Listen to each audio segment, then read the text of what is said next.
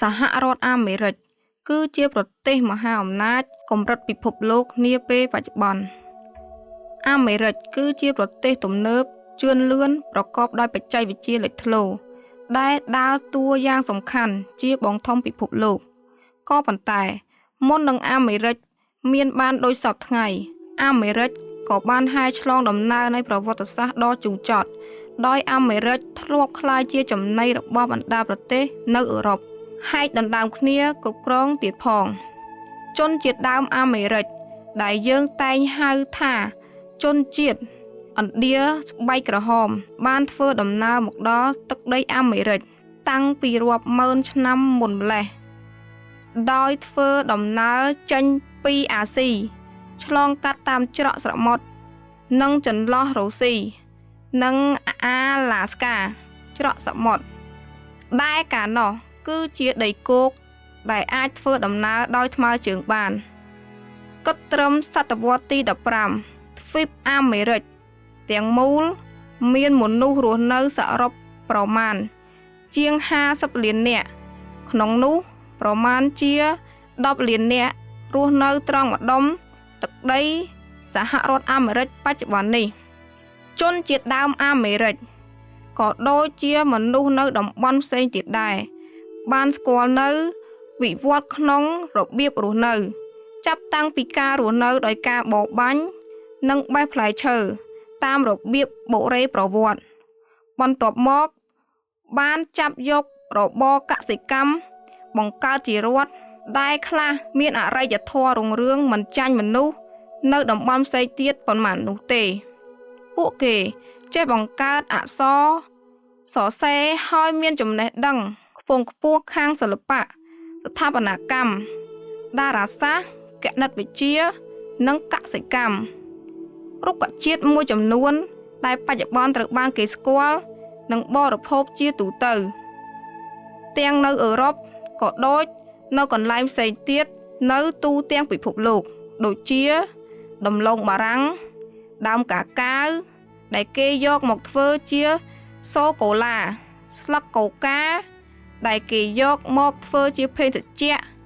កូកាកូឡាពោតប៉េងប៉ោះឬថ្នាំជក់ជាដើមសុទ្ធសឹងជារុក្ខជាតិដែលមានដើមកំណើតដំបូងចេញពីវប្បធម៌កសិកម្មនៃរុក្ខជាតិដើមអាមេរិកជាទូទៅគេសង្កេតឃើញថាជនជាតិដើមអាមេរិកដែលបានបង្កើតជារដ្ឋមានអរិយធម៌រុងរឿងខ្លាំងច្រើនតែពួកអ្នកនៅក្នុងតំបន់អាមេរិកកណ្ដាលនិងអាមេរិកខាងត្បូងពួកយ៉ាម៉ាបង្កើតរដ្ឋនៅត្រង់ម្ដុំទឹកដីដែលបច្ចុប្បន្នคล้ายទៅជាប្រទេសខ្វាតេម៉ាឡាហុងឌូរ៉ាសអេលសាល់វ៉ាទ័រនិងមួយផ្នែកនៃប្រទេសមិចស៊ិកម៉ាយ៉ាគឺជាអរិយធម៌ដ៏ចំណាស់ជាងគេបំផុតនៅអាមេរិកដោយមានដើមកំណើតតាំងពីប្រមាណជា2600ឆ្នាំមុនគ្រិស្តសករាជហើយបានស្គាល់នៅភាពរុងរឿងខ្លាំងនៅចន្លោះសតវត្សទី6ដល់សតវត្សទី9មុនគ្រិស្តសករាជនិងត្រូវធ្លាក់ដុនដាបរហូតរលាយបាត់រូបនៅសតវត្សទី16ជនជាតិដើមអាមេរិកផ្សេងទៀតដែលមានអរិយធម៌រុងរឿងមួយដែរគឺពួកអាស្តេកដែលមានទីតាំងនៅត្រង់ម្ដុំប្រទេសមិចស៊ិកបច្ចុប្បន្ននិងពួកអ៊ីងកាដែលមានទឹកដីលាតសន្ធឹងចាប់តាំងពីប្រទេសអេក្វាទ័រកាត់តាមបូលីវីនិងបេរុសរហូតដល់ស៊ីលីបច្ចុប្បន្នអរិយធម៌នៃជនជាតិដើមអាមេរិកទាំងអស់ត្រូវរលាយបាត់រូបក៏ប៉ុន្តែបានបន្សល់ទុកនៅស្លាកស្នាមជាច្រើនដែលបញ្ជាក់ពីអរិយធម៌របស់ពួកគេក្នុងសម័យរុងរឿងដូចជាពីរ៉ាមីតនៅមិចស៊ិកនិងអាមេរិកកណ្ដាលដែលបន្សល់ទុកដោយពួកម៉ាយ៉ានិងពួកអាស្តេកនិងក្រុងបុរាណម៉ាឈូពីឈូនៅបេរូដែលបន្សល់ទុកដោយពួកអ៊ីងកាហើយដែលបច្ចុប្បន្នត្រូវបានគេចាត់បញ្ចូលក្នុងចំណោមអរិយវត្ថុរបស់ពិភពលោក ដំណើរមកដល់ទ្វីបអាមេរិករបស់ Christopher Columbus នៅចុងសតវត្សទី15គឺជារបត់ដ៏សំខាន់មួយបំផុតនៃប្រវត្តិសាស្ត្ររបស់ជនជាតិដើមអាមេរិកពីព្រោះវាជាចំណុចចាប់ផ្ដើមនៃការវាយទីធ្វើអាណានិគមរបស់អឺរ៉ុបជាពិសេសអេស្ប៉ាញនៅលើទឹកដីអាមេរិកការដាក់អាណានិគមដោយកម្លាំងដែលនាំទៅរកការស្លាប់រង្គាលជនជាតិដើមអាមេរិកជាការពិតថានៅពេលទាហានអេស្ប៉ាញដែលគេហៅថាពួក Conquistador ធ្វើដំណើរមកដល់អាមេរិកនៅចុងសតវត្សទី15អរិយធម៌ម៉ាយ៉ាបានធ្លាក់ចុះខ្សោយស្ទើរតែរលាយបាត់រូបទៅហើយក៏ប៉ុន្តែពួកអាស្តេកនិងពួកអ៊ីងកាវិញនៅជាអាណាចក្រធំមួយនៅឡើយនៅចុងឆ្នាំ1519ទាហានអេស្ប៉ាញដែលធ្វើដំណើរចេញពីគុយបាបានទៅដល់រាជធានីរបស់ពួកអាស្តេកដែលមានទីតាំងនៅត្រង់រដ្ឋធានីមិចស៊ិកបច្ចុប្បន្នស្ដេចអាស្តេកឈ្មោះម៉ុងតេស៊ូម៉ាបានទទួលឲ្យទាហានអេស្ប៉ាញស្នាក់នៅដោយស្រុកស្រួលក៏ប៉ុន្តែក្រោយមកទាហានអេស្ប៉ាញក៏បានវាយប្រហារកាប់សម្លាប់មេដឹកនាំជាច្រើនរបស់ពួកអាស្តេកក្នុងនោះក៏រួមមានទាំងស្ដេចម៉ុងតេស៊ូម៉ាផងដែរក្រោយមកទៀតអេស្ប៉ាញបាននាំទ័ពមកវាយលុកចូលរាជធានីរបស់ពួកអាស្តេកនិងផ្ដួលរំលំអាណាចក្រអាស្តេកទាំងស្រុងនៅពាក់កណ្ដាលឆ្នាំ1521មុននឹងវាទីចាក់ចុះទៅទិសខាងត្បូងរហូតដល់ផែនទីរបស់ពួកម៉ាយ៉ានៅឆ្នាំ1531ទាហានអេស្ប៉ាញមួយក្រុមផ្សេងទៀតបានធ្វើដំណើរសរសៀរតាមឆ្នេរប៉ែកខាងលិចអាមេរិកចាក់ចុះទៅទិសខាងត្បូងសំដៅទៅប៉េរូទីតាំងធំរបស់អាណាចក្រអ៊ីងកាអេស្ប៉ាញដែលមានគ្នាមិនដល់200នាក់ផងបានបើកការវាយប្រហារនិងចាប់ខ្លួនស្ដេចអ៊ីងកាធ្វើឲ្យអាណាចក្រអ៊ីងកាត្រូវដួលរលំនៅចុងឆ្នាំ1532ការពង្រីកអាណាចក្រអឺរ៉ុបនៅលើទ្វីបអាហ្វ្រិកបានបង្កនៅវិនាសកម្មយ៉ាងមហាធំធេងដល់ជនជាតិដើមក្រៅពីរងគ្រោះដោយការកាប់សម្លាប់រង្គាលក្នុងអំឡុងសង្គ្រាមវាទីពង្រីកអាណានិគមរបស់ពួកអេស្ប៉ាញជនជាតិដើមអាមេរិកបន្តរងគ្រោះរាប់ទសវត្សរ៍ជាបន្តបន្ទាប់មកទៀតនៅក្រោមអាណានិគមអឺរ៉ុបជាពិសេសរងគ្រោះដោយការកេងប្រវ័ញ្ចការងារតាមទាសករនិងជាពិសេសរងគ្រោះដោយជំងឺដែលពួកអឺរ៉ុបនាំមកតាមខ្លួនដែលសុទ្ធសឹងជាប្រភេទជំងឺថ្មីដែលពួកជនជាតិដើមអាមេរិកមិនមានអង្គទីគាល់ដើម្បីការពារខ្លួនមេរោគដែលចម្លងពួកអឺរ៉ុបបានរាតត្បាតសម្លាប់ជនជាតិដើមអាមេរិកទាំងលានអ្នកប្រជាជនអ៊ីងកាដែលអ្នកប្រវត្តិសាស្ត្រប៉ាន់ប្រមាណថាមានចំនួនប្រហែលពី12លានទៅ15លានអ្នកនៅមុនអាណានិគមអេស្ប៉ាញបានធ្លាក់ចុះមកនៅត្រឹមតែប្រមាណជា60,000នាក់ប៉ុណ្ណោះមួយសតវត្សក្រោយអាណានិគមប្រជាជនអាស្តេកវិញបានធ្លាក់ចុះពីប្រមាណជា20លាននាក់មកនៅត្រឹមតែប្រមាណ 1.6 លាននាក់ពោលគឺធ្លាក់ចុះរហូតដល់ទៅជា 90% បច្ចុប្បន្ននេះនៅតែមានជនជាតិដើមអាមេរិកប្រមាណជាង50លាននាក់កំពុងរស់នៅទ្វីបអាមេរិកក៏ប៉ុន្តែនៅសល់តែមនុស្សប៉ុណ្ណោះដែលរស់នៅរាយប៉ាយជាជនជាតិភាគតិចនៅតាមបណ្ដាប្រទេសផ្សេងៗគ្នានៅស្ទើរតែពាសពេញក្នុងទ្វីបអាមេរិកចាប់តាំងពីកាណាដារហូតដល់ស៊ីលីចំណែកឯអរិយធម៌ដ៏រុងរឿងរបស់ពួកគេវិញត្រូវរលាយបាត់អស់ទៅហើយ នៅចុងសតវត្សទី15មហាអំណាចនៅអឺរ៉ុបរួមមាន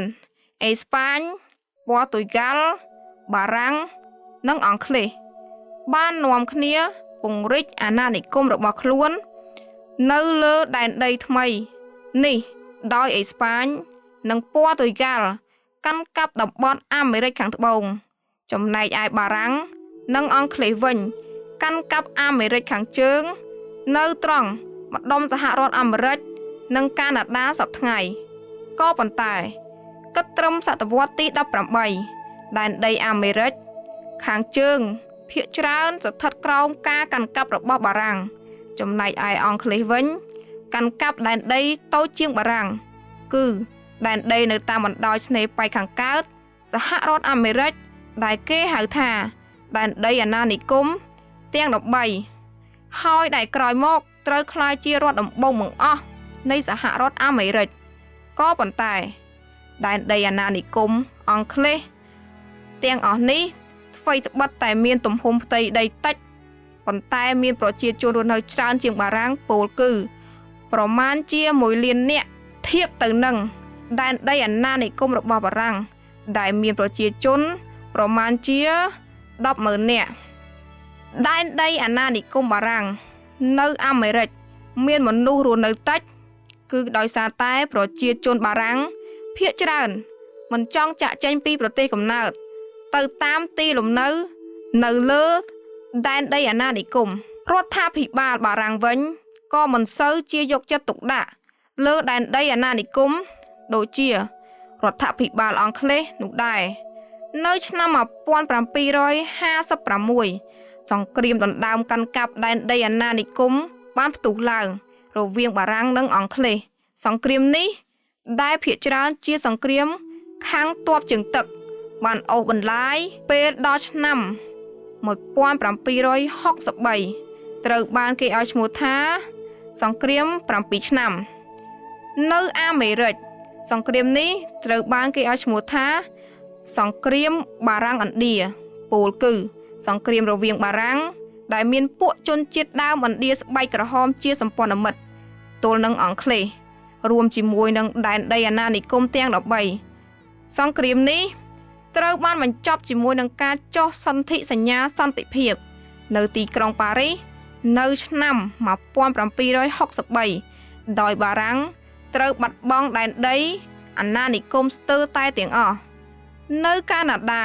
ដែលត្រូវប្រគល់ទៅឲ្យអង់គ្លេសក្នុងនោះរួមមានទាំងទឹកដីកេបិចផងដែរអង់គ្លេសវិញថ្មីត្បិតតែទទួលជ័យជំនះលើបារាំងហើយដណ្ដើមកាន់កាប់ទឹកដីអាណានិគមយ៉ាងច្រើននៅលើអាមេរិកក៏ប៉ុន្តែក្នុងពេលជាមួយគ្នាក៏ទទួលរងនៅការខូចខាតដោយសង្គ្រាមយ៉ាងធ្ងន់ធ្ងរដែរការគ្រប់គ្រងដែនដីដែលធ្លាប់ស្ថិតក្រោមអាណានិគមបារាំងក៏ជារឿងស្មុគស្មាញហើយទំនាក់ទំនងជាមួយជនជាតិឥណ្ឌាស្បែកក្រហមដែលធ្លាប់ជាសម្ព័ន្ធមិត្តរបស់បារាំងក៏ចោទជាបញ្ហាការខូចខាតផ្នែកសេដ្ឋកិច្ចដោយសារសង្គ្រាមមានទំហំធំធេងដែលជាហេតុធ្វើឲ្យអង់គ្លេសស្ទើរតែនឹងត្រូវខ្សែធនមិនយូរប៉ុន្មានក្រោយមកអង់គ្លេសដែលទទួលជោគជ័យក្នុងសង្គ្រាមជាមួយបារាំងក៏ត្រូវប្រឈមមុខនឹងសង្គ្រាមមួយថ្មីទៀតនៅអាមេរិកខាងជើងហើយលើកនេះជាសង្គ្រាមតទល់ជាមួយនឹងទឹកដីអាណានិគមរបស់អង់គ្លេសខ្លួនឯងផ្ទាល់គឺសង្គ្រាមទាមទារឯករាជ្យរបស់អាមេរិកបន្ទាប់ពីជ័យជំនះក្នុងសង្គ្រាមដណ្ដើមអាណានិគមជាមួយបារាំងគ្លេសត្រូវប្រឈមមុខនឹងបញ្ហាសេដ្ឋកិច្ចធ្ងន់ធ្ងរក៏បានសម្រេចដំឡើងពន្ធអាករលើប្រជាជនអង់គ្លេសដែលរស់នៅលើទឹកដីអាណានិគមនៅអាមេរិកខាងជើងចក្រភពអង់គ្លេសយល់ថាប្រជាជននៅដែនដីអាណានិគមអាមេរិកខាងជើងត្រូវតែចូលវិភាគទានច្រើននៅក្នុងវិស័យការពារជាតិអង់គ្លេសពីព្រោះពួកគេទទួលបានការការពារពីសំណាក់ទាហានអង់គ្លេសក៏ប៉ុន្តែអាណានិគមជនជាតិអង់គ្លេសនៅអាមេរិកវិញយល់ថាពួកគេមិនមានសិទ្ធិជ្រើសរើសតំណាងនៅក្នុងសភាអង់គ្លេសដោយពលរដ្ឋដទៃ ទៀតដូច្នេះមិនគួរមានកាតព្វកិច្ចបងពួនច្រើនបែបនេះទេពួកគេក៏បាននាំគ្នាងើបឡើងប្រឆាំងនឹងអាជ្ញាធរអង់គ្លេសហើយចលនាប្រឆាំងនេះក៏បានរីករាលដាលកាន់តែខ្លាំងរហូតផ្ទុះជាអំពើហិង្សានៅឆ្នាំ1770នៅពេលដែលទាហានអង់គ្លេសបានបើកការបាញ់ប្រហារលើក្រុមប្រឆាំងគឺបូស្តុនបណ្ដាលឲ្យមនុស្ស5នាក់បាត់បង់ជីវិតចាប់តាំង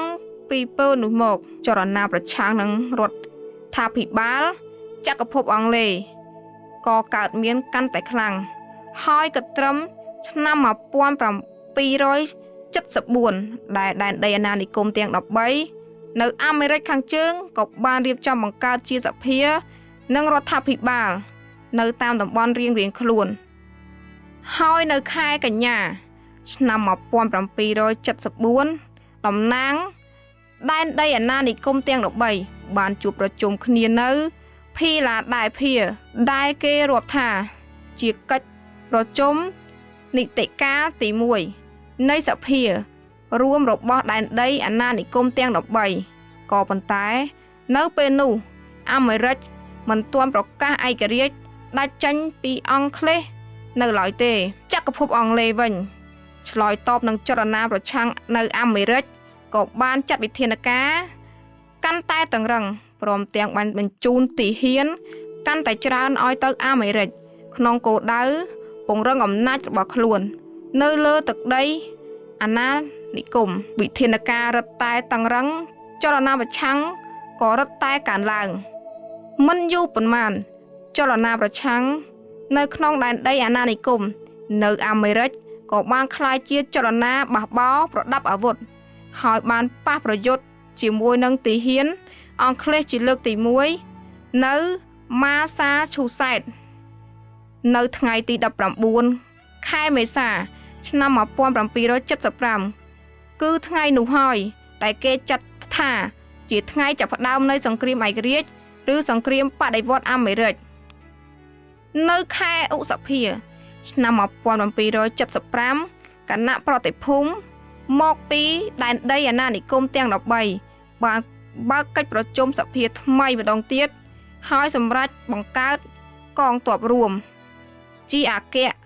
បញ្ជាការដើម្បីប្រយុទ្ធតទល់ជាមួយនឹងកងទ័ពនៃចក្រភពអង់គ្លេសនៅពាក់កណ្ដាលឆ្នាំ1776នៅក្នុងពេលដែលសង្គ្រាមបដិវត្តន៍អាមេរិកកំពុងតែឆាបឆេះពេញបន្ទុកប្រជាជននៅក្នុងដែនដីអាណានិគមទាំង13កាន់តែច្រើនឡើងបង្ហាញពីជំហរចង់បានឯករាជ្យដាច់ចេញពីចក្រភពអង់គ្លេសទាំងស្រុងនៅថ្ងៃទី4ខែកក្កដាឆ្នាំ1776សភានៃដែនដីអាណានិគមទាំង13ក៏បានអនុម័តសេចក្តីប្រកាសឯករាជ្យពីអង់គ្លេសដែលគេគិតជាទូទៅថាជាថ្ងៃដែលឯករាជ្យរបស់អាមេរិក